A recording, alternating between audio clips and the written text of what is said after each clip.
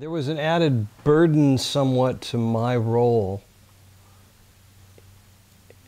other than seeing my father be in the hospital, a burden that I don't wish on anyone. My father, after some consideration, had elected to choose me as being the one on his healthcare directive, to be responsible that if my father his life needed to be sustained in with any artificial means. My father wanted it clear that it was his choice to not have his life sustained in any artificial way. And when we checked into the hospital, I thought I was being efficient in providing them with the signed healthcare directive, that they understood from day one that if that choice had to be made, that I would be the one that would be taking that responsibility. And I recall, in fact, saying to my grown children that never in my life had I ever interviewed to be God and to be in the position of acting as God. And I remember having this conversation that I initiated with the doctors and made it very clear to the doctors that I wanted them to be straight with me and I wanted to know. And something that I didn't know about, which I'd never had an experience with, was that the doctors were perpetuating what I later called the conspiracy of hope. They weren't being honest with me. They weren't telling me that it's clear that because your father's health has now changed pretty rapidly and declined, that there really is very little hope that he's ever going to be able to walk out of this hospital. And so, unfortunately, we spent days and hours agonizing, believing that there was still hope.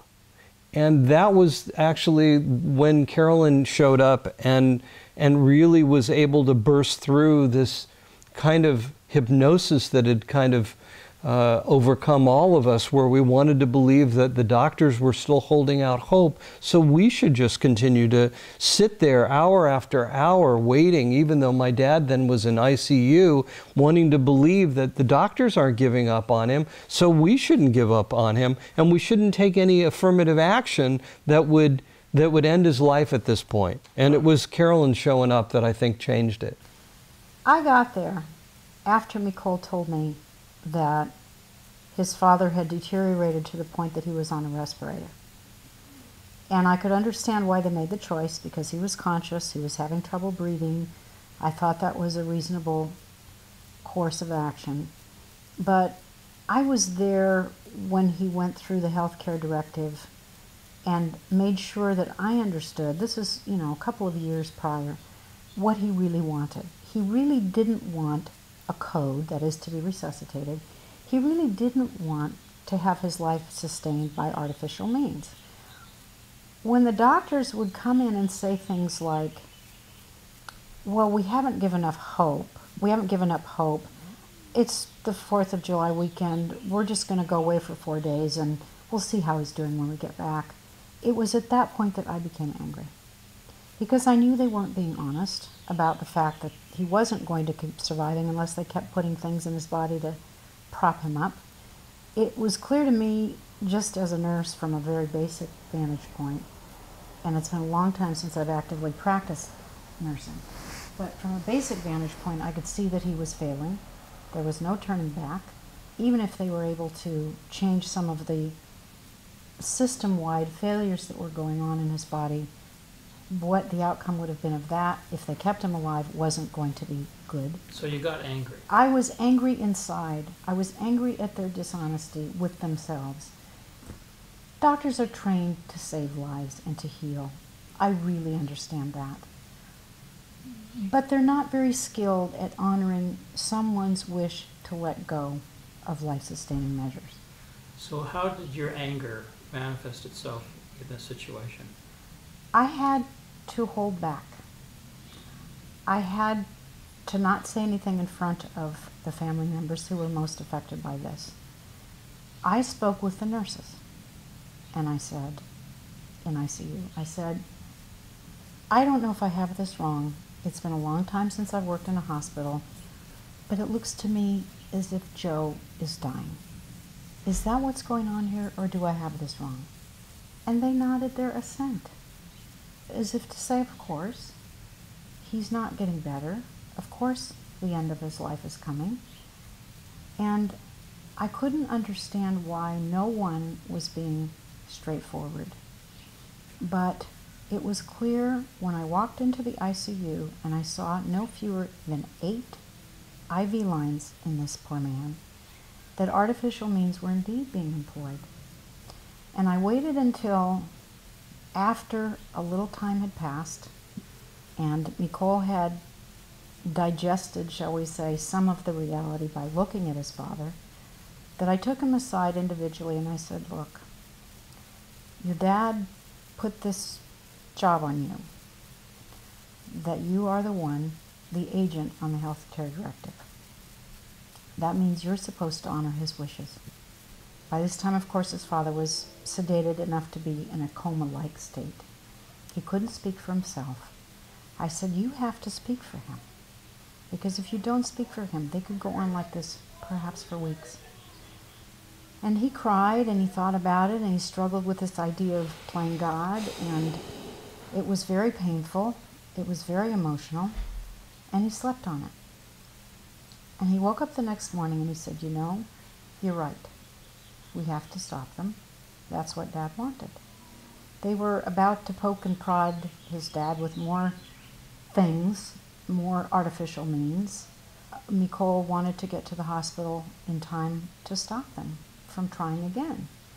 So he called, and he did interrupt them as they were about to begin yet another artificial procedure, which would not have done anything to prolong his life or give any greater hope. It would have simply provided them more information about his condition. And he did tell them that my dad doesn't want any more artificial means and I'd like you to stop. And I was very proud of him for being able to stand up.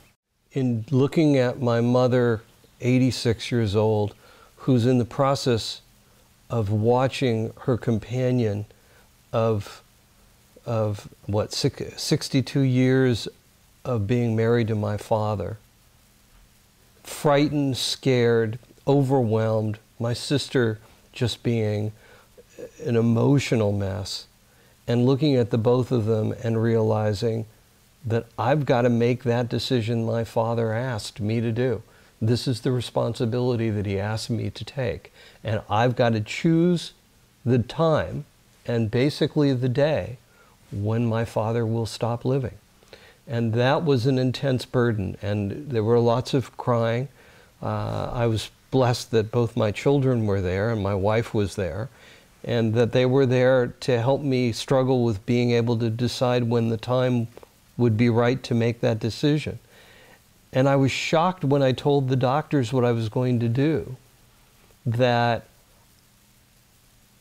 I didn't get any support, I didn't get any assistance, I didn't get, this is the most humane way, in a palliative way, to try to help move your father to the other side, and here's the most humane way to be able to do it.